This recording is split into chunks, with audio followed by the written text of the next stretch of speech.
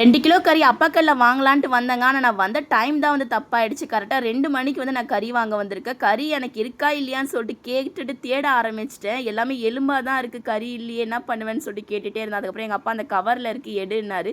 எடுத்து பார்த்தா ஒரு 1 கிலோ எங்க அப்பாவே அவங்களே வெட்டி வச்சிருக்காங்க போல. எங்க அப்பா வந்து கறி வெட்ட மாட்டாரு அதிகமா. கடையில இருக்கவங்களே வந்து வெட்டிருவாங்க. ஏன்னா வயசாயிடுச்சு இல்லையா? உடம்பு முடியாது அவங்களுக்கு வெட்ட முடியாது கத்தி புடிச்சு. அதனால கடையில இருக்க அண்ணனே வந்து வெட்டிருவாங்க. வேலைக்கு ஒரு 2 பேர் வந்து வச்சிருப்பாங்க. அவங்க தான் கடையெல்லாம் பார்த்துப்பாங்க. இப்போ எங்கள் அப்பாவே வந்து 1 கிலோ எனக்கு வெறும் கறியாக வந்து வெட்டி வச்சார் போல். அதுக்கப்புறம் அந்த அண்ணன் தான் வந்து 1 கிலோ வந்து எனக்கு தனியாக அந்த எலும்பெல்லாம் கழிச்சு வெறும் கறியாக எடுத்துகிட்டு இருந்தாங்க. நம்ம எலும்போடு சேர்த்து வாங்குற மாதிரி இருந்தால் டைம் வந்து கொஞ்சம் சீக்கிரமாக வந்து வாங்கிடலாம். ஆனால் வெறும் கறியாக இருக்க பார்த்து எலும்பே இல்லாமல் கொழுப்பே இல்லாமல் வாங்க பார்த்து கொஞ்சம் டைம் எடுத்துக்கும்.